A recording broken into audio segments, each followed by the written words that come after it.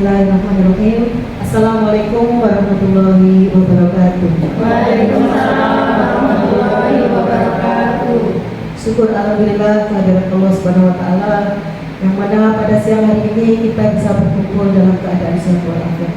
Salawat serta salam selalu kita limpahkan kepada junjungan kita Nabi besar Muhammad sallallahu alaihi wasallam, karena beliaulah yang telah merubah zaman ini dari yang gelap gulita menjadi terang benderang. Di sini saya sebagai moderator akan membacakan susunan acara pada siang hari ini. 1. Pembukaan, 2. Acara inti, yang ketiga tanya jawab, kemudian penutup. Marilah sebelum kita buka acara ini, kita buka dengan membaca basmalah bersama-sama. Bismillahirrahmanirrahim. Kemudian acara yang kedua dilanjutkan dengan acara inti yang akan dibawakan oleh Ibu Juli selaku guru penggerak dalam masa pendidikan. Benar, ini. Monggo silakan.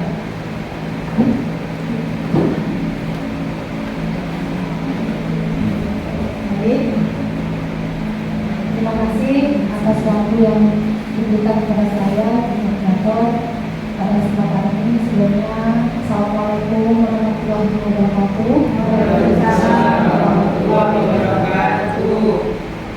Yang saya hormati Bapak Kepala Sekolah, Bapak Anang Sulistyo Malukudo, yang pada kesempatan ini berkenan hadir pada kegiatan saya. Kemudian Bapak Ibu Guru SMP Negeri 2 Purworejo yang saya cintai dan saya banggakan. Pada kesempatan ini saya akan melakukan aksi nyata tugas saya sebagai konsekuensi saya untuk mengikuti pendidikan guru penggerak. Saya di sini masuk dalam angkatan yang ke-8. Jadi saya akan menyelenggarakan diseminasi pada hari ini. Itu adalah pendidikan tugas yang harus saya kerjakan sebagai calon guru penggerak. Mohon maaf sebelumnya, bukannya saya ingin menggurui atau mungkin saya ini adalah orang yang paling pintar, tidak. Tapi pada kesempatan ini saya mengajak Bapak Ibu Guru semua, kita untuk saling sharing, belajar bersama tentang apa yang baik untuk pendidikan masa ke depannya. Seperti itu ya. Jadi di sini saya akan memaparkan diseminasi saya tentang pemaparan pemahaman dan pengalaman tentang budaya positif. Saya ini memperkenalkan dulu, dalam pendidikan ini saya dibimbing oleh 2 orang. Beliau yang pertama adalah Bapak Muhammad Imron sebagai pengajar praktik saya. Yang kedua adalah Bapak Fauzan Eskom MP sebagai Bapak fasilitator saya. Berikut adalah rancangan tindakan aksi nyata yang akan saya lakukan. Yang pertama, saya mengambil latar belakang. Pertama itu adalah murid tidak suka peraturan karena selama ini jika mereka melakukan pelanggaran maka akan mendapatkan hukuman dan cenderung mempermalukan dirinya sendiri. Itu paradigma lama yang sudah biasa kita jalani Bapak Ibu. Jadi siswa jika ada yang melakukan pelanggaran maka akan kita berikan sanksi atau hukuman supaya anak ini tidak melakukan perbuatannya lagi. Seperti itu nih pemahamannya Bapak Ibu. Ya. Nah, dari tujuan aksi nyata yang saya ambil di sini, yang pertama adalah menciptakan budaya positif melalui kesepakatan keras. Yang kedua, menciptakan kepercayaan diri dan tanggung jawab. Yang ketiga, melatih kedisiplinan dan tanggung jawab siswa untuk senantiasa melakukan budaya positif di sekolah. Yang keempat adalah menumbuhkan karakter profil pelajar Pancasila. Tentunya Bapak Ibu masih ingat kan profil pelajar 6 elemen profil pelajar Pancasila itu apa saja? Ya Pak Bu. Beranak mulia, Ya beranak mulia satu. Terus berkebutuhan global. penggunaan logam, Ya, yang ketiga mandiri, mandiri, bergotong royong, bergotong royong, bernalar kritis, bernalar kritis, kreatif. kreatif. Ya. Terima kasih Ibu Delina sudah menyampaikan pendapatnya tentang karakter profil pelajar Pancasila. Oke. Nah, di sini ada tolok ukur yang saya pakai.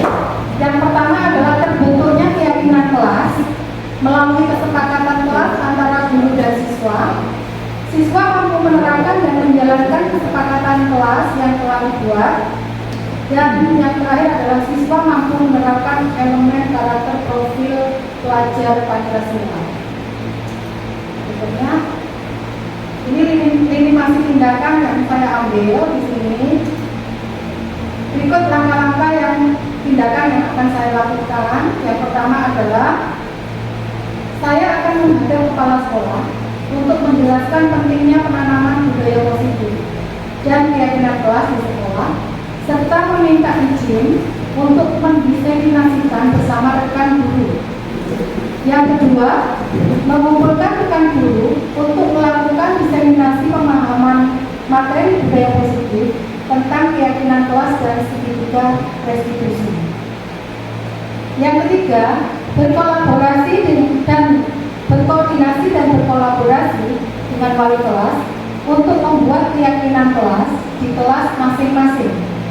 Dan yang terakhir adalah memantau dan mengevaluasi keyakinan kelas yang telah dibuat bersama. Nah, di sini saya juga membutuhkan banyak dukungan. Dukungan yang saya butuhkan yang pertama adalah dukungan dari kepala sekolah dan rekan guru serta murid agar tindakan yang telah disusun dapat dilakukan secara lancar dan menyeluruh. Yang kedua, sarana dan prasarana untuk menumbuhkan budaya positif di sekolah. Yang ketiga, orang tua dalam melakukan budaya positif, khususnya di rumah mereka masing-masing. Siswa lebih banyak waktunya bersama orang tua.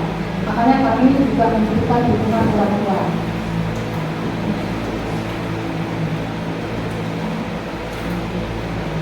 Berikut ini merupakan kegiatan diseminasi di sekolah mengenai pemahaman dan pengalaman budaya positif. Jadi Bapak Ibu, saya mengucapkan selamat datang Bapak Ibu guru hebat SMP Negeri 2 Temurjo, rekan-rekan saya yang saya banggakan.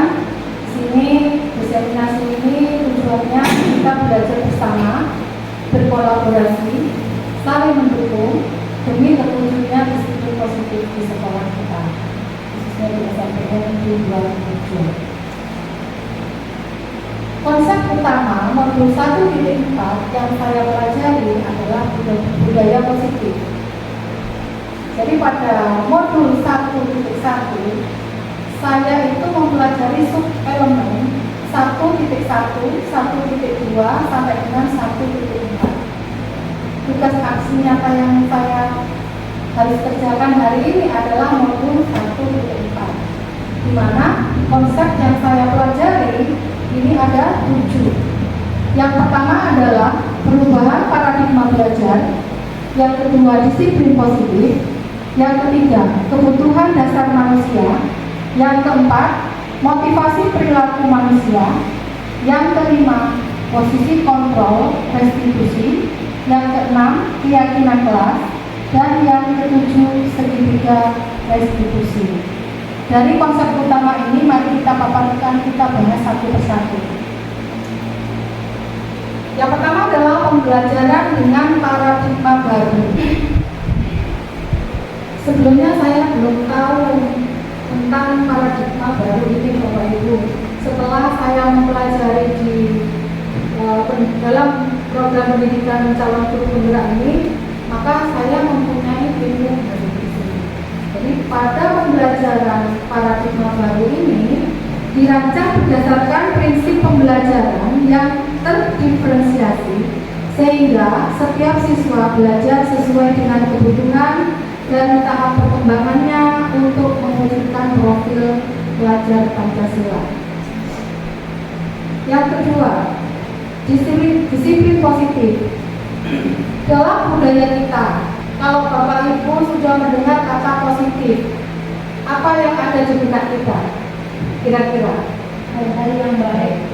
hal-hal yang baik, betul sekali Bu Ayu. Mungkin ada yang lain? Kalau disiplin, kita kalau mendisiplinkan siswa di kelas bagaimana? Yang datang terlambat, apakah itu dikatakan disiplin? Tidak. Nah, jadi jika kita mendengar kata disiplin itu berhubungan dengan ketidaknyamanan, dengan hukuman. Jadi dalam budaya kita, maka kata disiplin itu dimaknai menjadi sesuatu yang dilakukan seseorang pada orang lain untuk mendapatkan kepatuhan.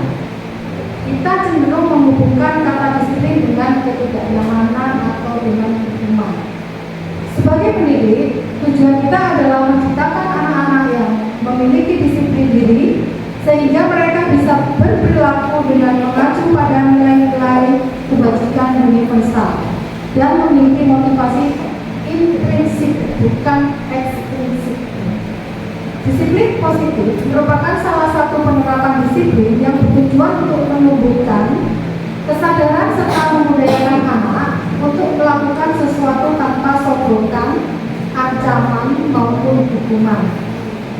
Itu kriteria pengertian dari disiplin positif. Tahap berikutnya adalah kebutuhan dasar manusia. Yang saya pelajari di sini ada 5 hal. Yang pertama adalah bertahan hidup. Di sini bersifat fisiologis. Kita bertahan hidup di sini seperti butuh makan, untuk bertahan hidup, kemudian butuh tempat tinggal. Kita juga butuh suasana yang nyaman dan seperti itu. Kemudian yang kedua, kasih sayang dan rasa diterima. Jadi di sini kita membutuhkan kasih sayang. Terkadang kita melihat di kelas ada siswa yang kelihatannya caper, cari perhatian. Di sini mungkin karena di rumahnya dia membutuhkan perhatian dan kasih sayang dari orang tuanya yang kurang terpenuhi, sehingga dia memunculkan ini di luar rumah. Ini seperti itu Bapak saya artikan seperti itu. Kemudian yang ketiga adalah penguasaan. Di kelas juga kita sering melihat siswa kita ada yang maunya sendiri, susah diatur. Mereka itu maunya mempunyai sifat kuasa pada dirinya sendiri. Seperti itu. Yang keempat adalah kebebasan. Di sini siswa juga kita tunjukkan kepada murid ya, kebebasan juga dibutuhkan oleh siswa. Mereka jika tidak dikekang, ya, mereka mempunyai aset kekuatan dalam dirinya, sehingga mereka bisa mengeksplor secara bebas dan merdeka sesuai dengan arahan pendidikan filosofi Ki Hajar Dewantara. Nah, yang terakhir adalah kesenangan. Semua orang membutuhkan kesenangan. Jadi pada saat jam-jam terakhir kita sudah seringkali melihat siswa kita itu ada yang mulai sudah berbicara dengan teman, karena bosan dengan pelajarannya, tidak bisa konsentrasi. Nah, di situ kita bisa memunculkan tahap yang kelima, kesenangan ini mungkin dengan mengiringi dengan SPP di kelas. Bagaimana memunculkan anak-anak ini supaya merasa senang di pembelajaran yang kita berikan. Materi berikutnya adalah motivasi perilaku manusia. Motivasi ini merupakan dorongan yang timbul pada seseorang secara sadar atau tidak sadar untuk melakukan suatu tindakan dengan tujuan tertentu. Di sini ada 3 hal. Yang pertama adalah menghindari ketidaknyamanan dan hukuman. Murid melakukan disiplin diri karena dia takut dihukum. Ini merupakan motivasi ekstrinsik, jadi dari luar, karena ada rasa takut tadi. Yang kedua adalah mendapatkan imbalan atau penghargaan dari orang lain, yaitu untuk melakukan disiplin diri karena ingin mendapatkan imbalan. Jadi ini juga merupakan contoh dari motivasi ekstrinsik. Dan yang ketiga adalah menghargai nilai-nilai kebajikan diri sendiri. Di sini murid melakukan disiplin diri karena sadar akan nilai kebajikan dirinya. Ini merupakan contoh motivasi intrinsik. Jadi tujuan kita membudayakan budaya positif di sekolah ini yang ketiga. Jadi kita bagaimana cara kita memotivasi intrinsik dalam diri siswa supaya apa yang mereka lakukan itu bukan karena sesuatu hal hukuman atau mungkin sesuatu hal karena dia ingin mendapatkan imbalan. Jadi kalau dalam diri itu sepertinya begini, oh ya saya harus mengerjakan tugas tepat waktu supaya saya tidak mempunyai tanggungan. Jadi seperti itu. Itu motivasi dalam diri siswa. Selanjutnya adalah konsep desain dengan identitas gagah. Di sini ada hukuman. Ya, kita tahu hukuman itu tidak nyaman. Hukuman itu juga menyakitkan, ya. Sehingga dengan adanya hukuman itu murid juga akan merasa takut dan murid menyembunyikan kesalahannya. Contohnya seperti ini, dia sudah melakukan kesalahan karena takut dimarahin guru, dia tidak jujur. Dia tidak mau jujur karena takut. Karena terkadang ada sifat memaksa juga. Yang terakhir adalah murid menjadi rendah diri. Itu konsep desain dengan identitas gagah. Berikutnya adalah penghargaan. Di sini penghargaan yang dilakukan itu modul yang saya pelajari ini yang pertama adalah tidak efektif, kemudian merusak hubungan, sifat iri. Jadi misalnya si A di kelas karena dia pintar selalu kita berikan penghargaan. Oh ya, ini Sinta ini aktif sekali ya, coba kalian. Itu kan memunculkan rasa iri di antara temannya yang lain. Jadi ini disarankan untuk tidak dilakukan. Kemudian mematikan kreativitas anak. Seharusnya anak yang kreatif karena ada suatu penghargaan ini akan tersembunyi, tidak akan muncul. Kemudian mendukung dengan sistem ranking. Pada kurikulum merdeka itu tidak ada ranking. Kenapa? Karena anak itu ya sifatnya sama. Kita tidak boleh membeda-bedakan antara siswa yang pandai dengan yang peringkatnya paling bawah. Nah, oleh karena itu mendukung dengan sistem ranking ini adalah akan menyebabkan sakit hati pada siswa. Mungkin temannya yang merasa pintar nanti bisa saja mengejek temannya yang kurang, yang berada di peringkat yang paling bawah. Oleh karena itu, kenapa sistem ranking sekarang bagus? Kalau pada waktu dulu dengan memberi penghargaan sistem ranking mungkin siswa akan lebih termotivasi untuk bisa belajar lebih baik lagi seperti itu. Dan yang kedua adalah merampas hak menghargai dirinya. Jadi kita nanti anak akan merasa minder. Jadi tidak bisa menghargai dirinya sendiri. Nah, berikutnya adalah konsep disiplin dengan identitas sukses. Di sini ada konsekuensi, ada restitusi. Pada konsekuensi, penguatan jangka pendek di sini yang pertama adalah penguatan jangka pendek, kemudian perlu monitoring berkelanjutan, yang berikutnya adalah stimulus atau respon, yang keempat adalah murid menghormati peraturan, yang kelima kehilangan waktu untuk memenuhi kesalahan.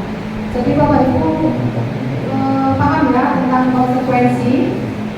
Misalnya contohnya begini, si Abel dia karena sesuatu hal, tidak tahu kita alasannya kenapa, karena sesuatu hal menyenggol temannya yang sedang membawa makanan atau minuman, sehingga makanan atau minuman itu jatuh dan menyebabkan lantai kelas kotor.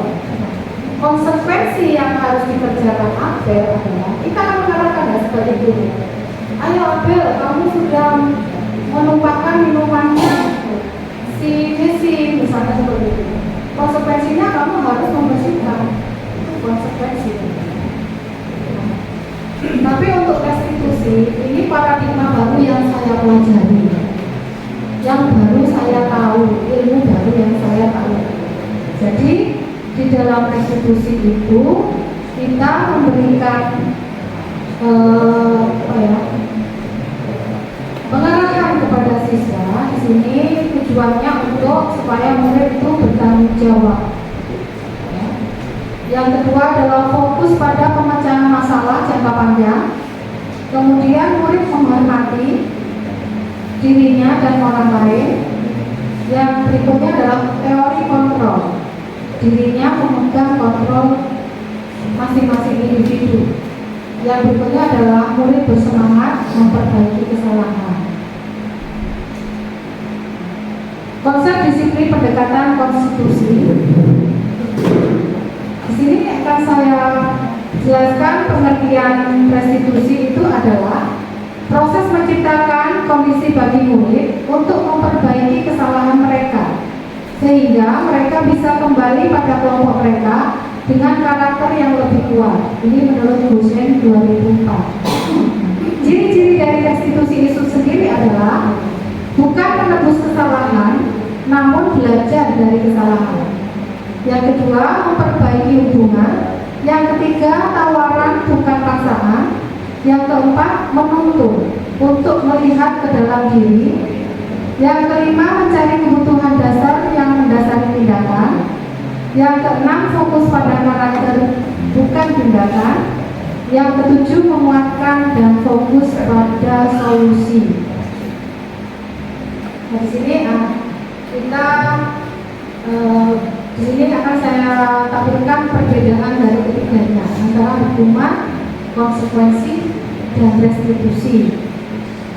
Pada hukuman, di sini guru menghukum siswa dengan mencatat kalimat, saya tidak akan mengulangi perbuatan saya sebanyak 50 kali. Itu contohnya hukuman yang diberikan siswa karena dia melakukan pelanggaran. Yang berikutnya adalah guru marah dan murid menjadi fokus. Itu pada hukuman. Sedangkan pada konsekuensi, di sini guru memberikan konsekuensi untuk menyelesaikan tugas yang belum dikerjakan pada saat istirahat atau setelah jam pulang. Karena dia tidak mengerjakan tugas seminggu lalu, maka konsekuensinya kita berikan waktu kepada siswa untuk menyelesaikan tugasnya. Dan guru tegas dan siswa menghormati peraturan. Itu perbedaan antara hukuman dan konsekuensi. Kemudian untuk restitusi, di sini guru menanyakan keyakinan kelas atau dirinya dan membantu siswa menyelesaikan masalahnya. Guru terbuka dan siswa menghormati dirinya dan orang lain. Jadi itu perbedaan dari ketiga istilah ini, Bapak Ibu. Materi berikutnya adalah 5 posisi kontrol restitusi. Yang pertama adalah sebagai penghukum, yang kedua itu adalah pembuat rasa bersalah, yang ketiga itu teman, yang keempat pemantau, yang kelima manajer. Contoh penerapan 5 posisi kontrol untuk paradigma baru ini. Jadi kasus di sini yang saya angkat adalah siswa datang terlambat pada jam pertama. Bagaimana cara kita memposisikan diri kita sebagai pendidik? Di sini apakah kita akan berlaku sebagai penghukum atau mungkin membuat rasa bersalah sebagai teman dan sebagainya? Di sini sebagai penghukum, patuhi aturan sekolah, lalu berdiri di depan kelas. Ini kalau kita memposisikan diri sebagai penghukum. Jadi siswa biasanya kita hukum di depan kelas berdiri, ya Bapak Ibu, seperti itu ya. Kemudian ini kasus yang saya ambil itu terlambat.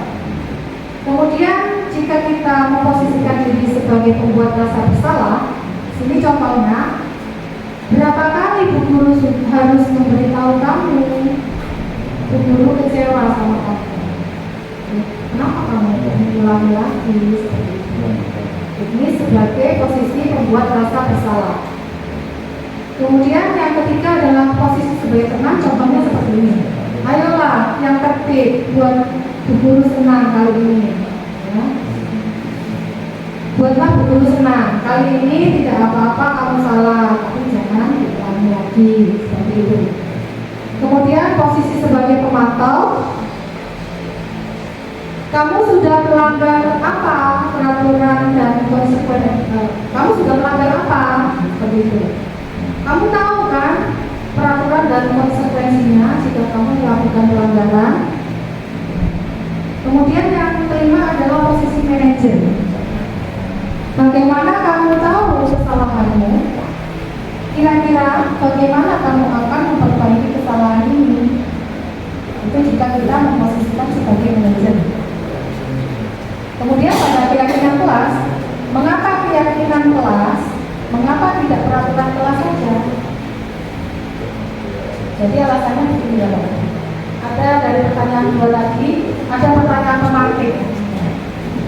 Mengapa kita memiliki peraturan tentang penggunaan helm pada saat mengendarai kendaraan roda 2 atau motor? Ini kan sebuah peraturan ya Bapak Ibu. Kemudian yang kedua, mengapa kita memiliki peraturan tentang penggunaan masker dan cuci tangan setiap saat? Ini dari pertanyaan pemantik ini memunculkan nilai kebajikan. Yang pertama adalah peraturan menggunakan helm. Tujuannya untuk apa? Kita menggunakan helm untuk keselamatan, ya. Safety, untuk keselamatan diri kita sendiri. Kemudian untuk memakai masker, nilai kebajikan yang muncul di situ apa? Menjaga kesehatan, ya. Menjaga kebersihan, bisa. Dari sini, mengapa kita tidak membuat peraturan? Kenapa kita membuat keyakinan kelas, tidak peraturan atau kesepakatan? Karena jika membuat peraturan atau kesepakatan itu bisa saja kita langgar. Ada saja Bapak Ibu yang keluar dari rumah tidak memakai helm karena musim dekat. Jadi itu alasannya tadi kenapa kita membuat keyakinan kelas, bukan kesepakatan. Kalau kesepakatan itu masih banyak yang dilakukan pelanggaran seperti itu. Tapi kalau keyakinan kelas ini kan dibuat bersama. Guru bersama siswa membuat keyakinan kelas, berdiskusi tentang peraturan. Jadi di awal tahun pelajaran kita bisa melakukan ini, mendiskusikan dengan siswa tentang peraturan apa yang akan kita sepakati selama kita belajar di sekolah. Merumuskan peraturan menjadi keyakinan, mempelajari keyakinan di kelas seperti itu. Nah, contohnya di sini keyakinan kelas yang sudah dibuat oleh kelas 9 di sini. Yang pertama adalah disiplin waktu. Yang kedua, belajar dengan semangat dan percaya diri. Yang ketiga, menjaga kebersihan dan keindahan. Yang keempat, saling membantu dan bekerja sama. Yang kelima adalah saling menghargai dan menghormati. Yang keenam, menghargai guru atau teman yang sedang bicara. Keyakinan kelas yang sudah dibuat oleh siswa, tentunya mereka sudah tahu, paham. Oh, ini aturan yang saya buat sendiri dalam diri saya sendiri, dari usulan dari diri saya sendiri. Maka dengan begitu mereka akan lebih meminimalisir, ya, untuk melanggar apa yang sudah mereka buat sendiri. Bagaimana pembentukan keyakinan kelas? Di sini bersifat lebih abstrak dari peraturan, berupa pertanyaan universal yang dibuat. Dalam ini pernyataannya dibuat dalam bentuk kalimat positif. Seringkali kita menyampaikan kepada siswa, anak-anak jangan lari di situ, jangan lari di koridor karena licin. Sekarang kalimat jangan itu banyak, terkadang malah mereka melakukan pelanggaran. Karena jangan justru mereka akan melakukan seperti itu. Jadi dirubah menjadi kalimat positif, berjalanlah di koridor. saja agar mudah diingat dan dipahami. Jadi kita membuat keyakinan itu tidak usah terlalu panjang. Yang penting anak-anak dipahami. Sesuai dengan kondisi kelas dan sekolah agar mudah diterapkan. Kemudian semua warga kelas atau sekolah dilibatkan saat membuat keyakinan kelas. Berikutnya adalah segitiga restitusi, di mana segitiga restitusi ini ada 3 hal yang saya pelajari. Pertama, menstabilkan identitas. Kita semua akan melakukan hal baik yang bisa kita lakukan. Yang kedua adalah validasi tindakan yang salah. Semua perilaku memiliki alasan. Yang ketiga, menanyakan keyakinan. Kita semua memiliki motivasi internal. Nah, ini contoh video yang sudah saya buat bersama siswa. Ini kasus yang pertama.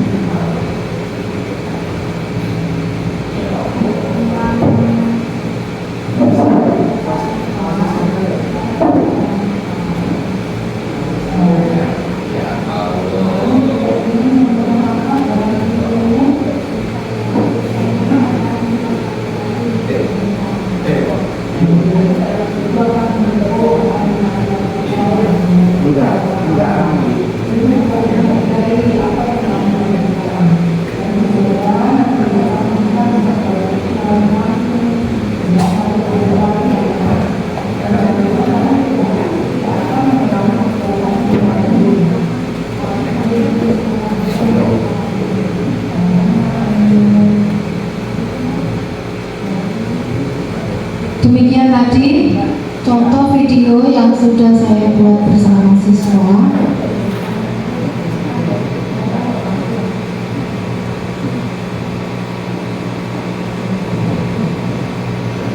Jadi contoh tadi itu siswa mengupload video di story WhatsApp karena dia merasa kesal dengan kami.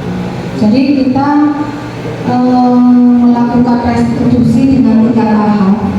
Yang pertama adalah menstabilkan identitas dengan pernyataan saya tidak akan mencari tahu siapa yang memulai, siapa yang salah, seperti itu.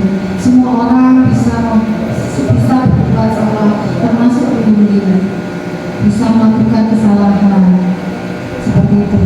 Pertanyaan-pertanyaan yang bisa disampaikan adalah menstabilkan identitas. Kemudian pada validasi tindakan di sini siswa itu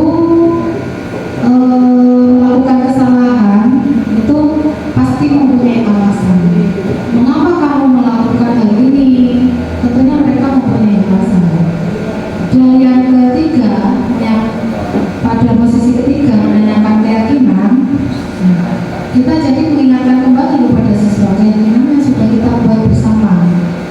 Seperti itu. Jadi nanti apa yang akan kamu lakukan, seperti misalnya mau minta maaf, membuat klarifikasi video. Dengan begini, siswa yang kreatif dia tidak akan lebih positif lagi mengenalkan aset yang ada dalam dirinya, itu akan lebih baik dengan proses segitiga restitusi ini. Jadi dalam penerapan program disiplin positif, hendaknya guru memiliki standar kepribadian, profesional, dan sosial yang baik, di mana guru mampu berefleksi pada posisi kontrolnya saat ini. Bagaimana perjalanan dirinya sebagai seorang makmum, ya, kita sebagai posisi manajer, dan menuntut murid menjadi insan yang mandiri, merdeka, dan bertanggung jawab. Ini saya kutip dari Standar Nasional Pendidikan. Jadi kita sebagai makmum itu setidaknya memposisikan diri kita bukan sebagai penghukum lagi, Bapak, sebagai teman mungkin ya, sebagai pemantau, atau yang terakhir adalah sebagai manajer, sehingga tidak memunculkan rasa sakit hati pada siswa. Demikian diseminasi yang saya sampaikan, saya paparkan hari ini. Terima kasih atas perhatiannya. Mohon maaf jika ada salah-salah kata. Saya akhiri sekian. Assalamualaikum warahmatullahi wabarakatuh. Saya sampaikan terima kasih kepada Ibu Yuli yang telah memaparkan sebagai guru penggerak dengan tema diseminasi pemaparan pemahaman dan pengalaman budaya politik. Sesi berikutnya yaitu tanya jawab. Kepada Bapak Ibu guru yang mau bertanya, kami persilakan. Terima kasih waktunya. Assalamualaikum warahmatullahi wabarakatuh. Waalaikumsalam warahmatullahi wabarakatuh. Pada konsep dengan identitas gagal yang Bu Yuli paparkan tadi, apakah kita tidak boleh memberikan penghargaan kepada siswa? Itu saja, terima kasih.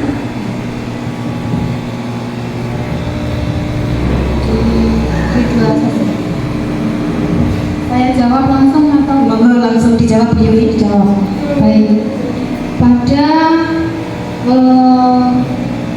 penghargaan khususnya untuk kurikulum merdeka pada saat ini, bukannya kita tidak boleh memberi penghargaan, tapi dengan memunculkan karakter budaya positif kepada siswa.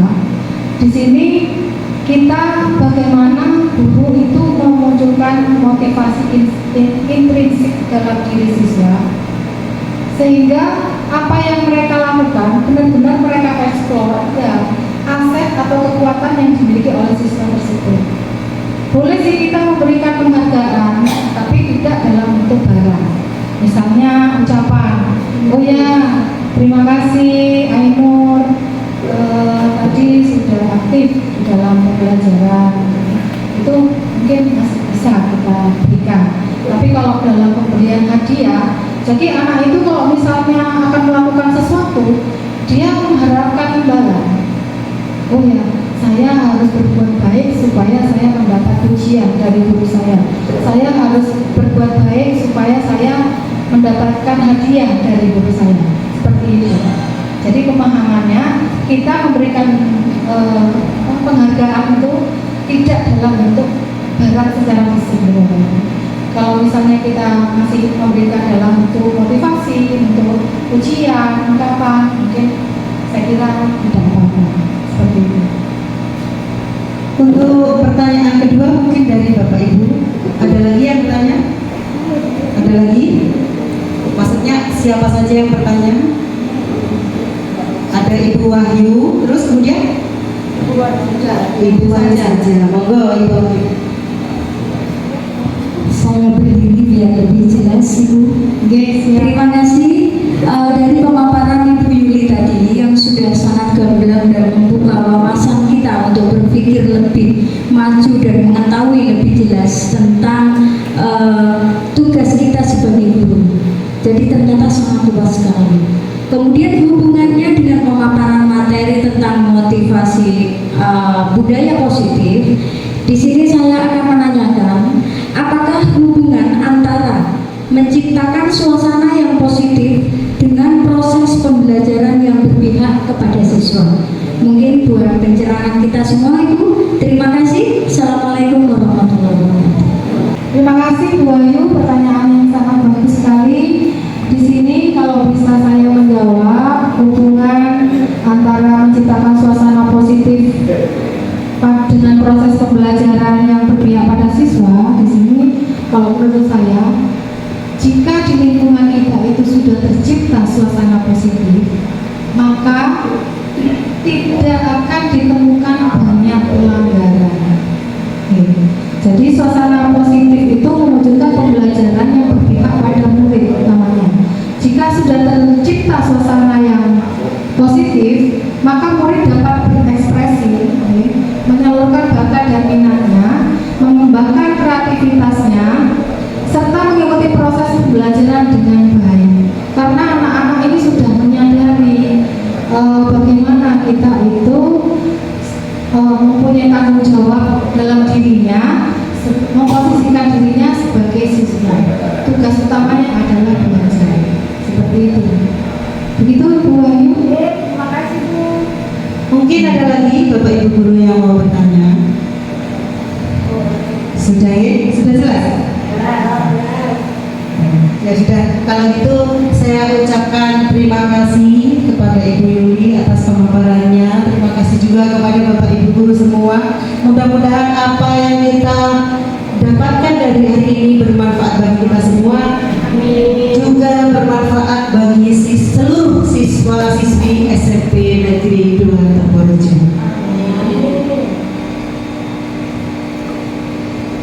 Sebelum acara ini kita tutup, marilah kita tutup dengan membaca hamdalah bersama-sama. Alhamdulillahirabbil alamin. Demikian dari saya sebagai moderator di sini. Saya akhiri, apabila ada salah kata saya mohon maaf yang sebesar-besarnya. Wabillahi taufiq wal hidayah. Wassalamualaikum warahmatullahi wabarakatuh.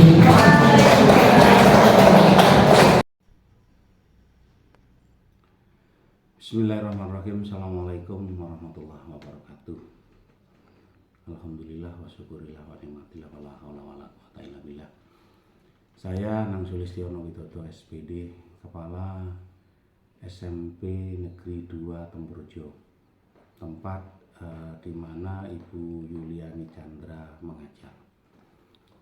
Yang jelas saya bangga dan senang sekali kepada guru-guru SMP Negeri 2 Temburjo yang telah mempunyai kinerja, etos kerja yang tinggi, khususnya kepada Ibu Yuliani Chandra yang saat ini masuk menjadi guru penggerak angkatan ke-8 Kabupaten Jember. Yang jelas dengan kondisi ini nantinya bisa mengimbas kepada Bapak dan Ibu guru di SMP Negeri 2 Temburjo ini, dan nantinya benar-benar menjadi guru penggerak yang selalu bergerak, tergerak, dan menggerakkan, sehingga dengan kondisi ini nantinya bisa menimbulkan semangat, bisa menciptakan suasana kerja, dan terutama kepada Bapak dan Ibu guru. Dan alhamdulillahnya kondisi ini sudah memberikan inspirasi kepada Bapak dan Ibu guru untuk ikut serta di dalam program guru penggerak ini, yang nantinya di periode berikutnya setelah Ibu Yuliani ini sudah ada satu yang saat ini standby untuk pelatihan guru penggerak juga.